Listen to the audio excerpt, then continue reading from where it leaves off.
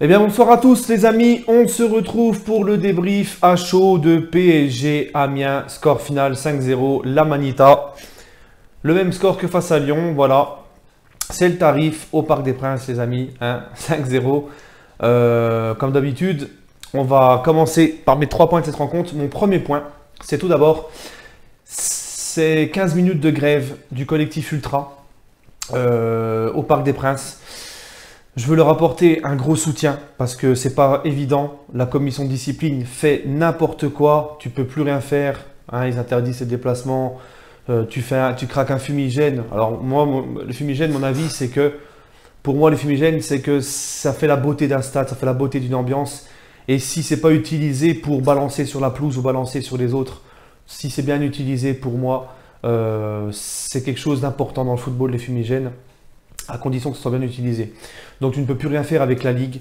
Et ça, je trouve, ils sont en train de tuer le foot. Cette Ligue est en train de tuer le foot, mais bon, ils en ont rien à foutre, justement. Ils continueront de mettre des bâtons dans les roues et de détruire les stades.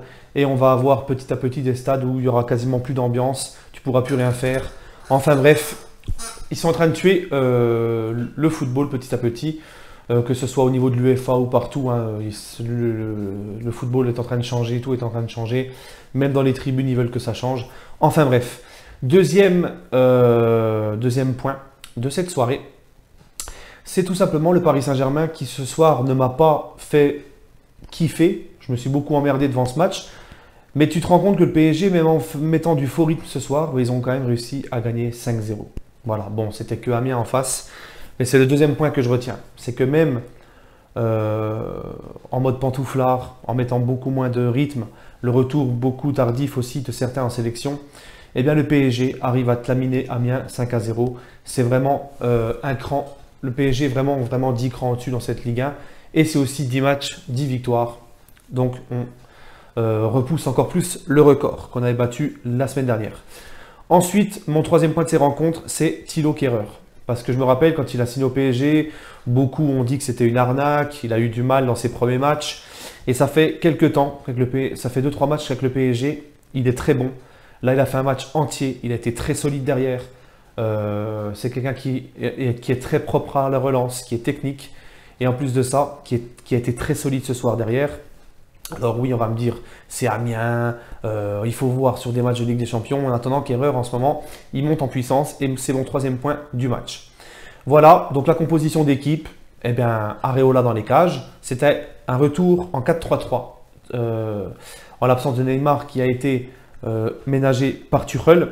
Tuchel a donc laissé son 4-2-3-1 et a remis le 4-3-3. Donc Areola dans les cages, Nkunku, la première en latéral droit, c'est une première, une nouvelle chose que Tuchel teste encore. Nkunku à droite, Bernat à gauche, la charnière centrale, Marquinhos capitaine, Kehrer en deuxième défenseur central, en 6 Verratti, en relayeur Rabiot et Draxler, devant Mbappé, Di Maria, Cavani. Donc une première mi-temps, le PSG qui ne met pas beaucoup de rythme, Amiens non plus, c'est un match, franchement ça a été comme ça tout le long du match on va dire. Amiens qui avait mis, on va dire, hein, comme beaucoup d'équipes au parc, qui met le bus, mais Amiens qui n'est pas dangereux lors de leur contre-attaque. Amiens sur un faux rythme aussi. Voilà, une petite berceuse dans cette première mi-temps, mais le PSG fait la différence sur coup de pied arrêté. But de Marquinhos au premier poteau qui croise sa tête. Et Rabiot marque exactement le même but sur un corner de Di Maria. Tête de Rabiot, décroisée. Ça fait 2-0 à la mi-temps, tranquillou. Voilà, le break est fait. Amiens, on se dit peut-être qu'Amiens va commencer à faire plus de choses, à presser, à essayer de mettre un peu plus de rythme et tout. Ben non, c'est resté sur ce faux rythme jusqu'à la fin. Et on a eu 3 buts coup sur coup. Dans les 10 dernières minutes, on a eu 3 buts du PSG. Alors le score est un petit peu sévère parce que franchement, le PSG n'a pas été exceptionnel ce soir. Je vous ai dit, ça a joué sur un faux rythme. On voit qu'il y avait la tête à Ligue des Champions. On voit que aussi l'effectif avait tourné. Et on voit que c'était le retour de la trêve internationale. Hein. Mais malgré ça, le PSG arrive à te mettre 3 buts en 10 minutes. Le troisième but de Draxler. Sur un très beau centre de Bernat. Bernat qui je trouve de plus en plus bon au fur et à mesure aussi qu'il joue. Il retrouve son niveau qu'il avait à Valence.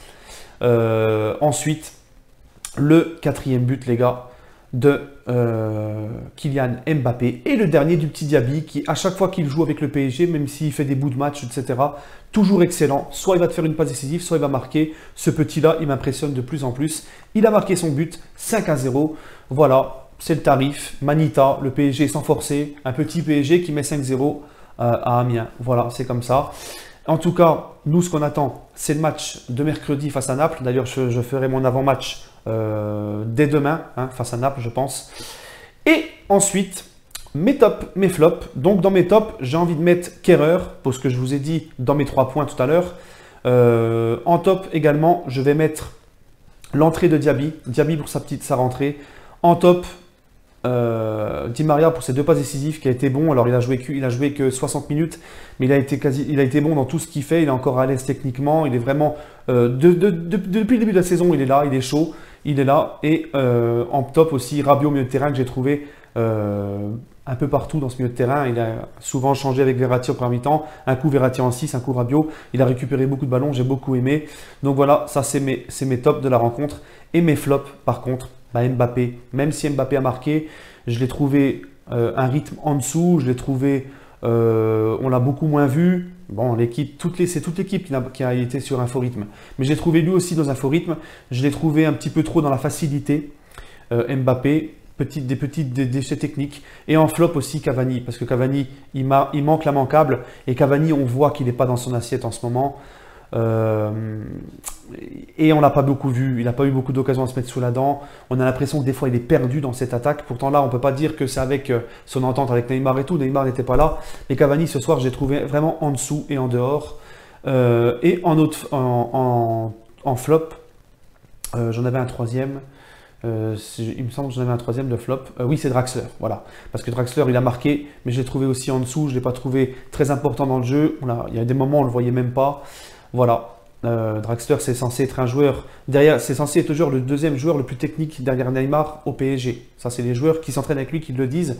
C'est le deuxième joueur le plus impressionnant techniquement à l'entraînement derrière Neymar. C'est ce que les joueurs du PSG ont dit. Mais on en attend plus en fait de Draxler quand il joue. Bon, il a marqué son but, ça le sauve, mais je l'ai quand même dans mes flops parce que j'en attends toujours un peu plus de Drax. Voilà les amis, c'était mon débrief de PSG Amiens. Les grosses échéances arrivent, grosse semaine parisienne les gars. Le match face à Naples et dimanche, le Classico à Sardinland au Vélodrome pour affronter l'Olympique de Marseille. Voilà les gars, demain on se retrouve pour l'avant-match PSG Naples. Sur ce, allez Paris et n'hésitez pas à donner votre petit ressenti de cette rencontre en commentaire.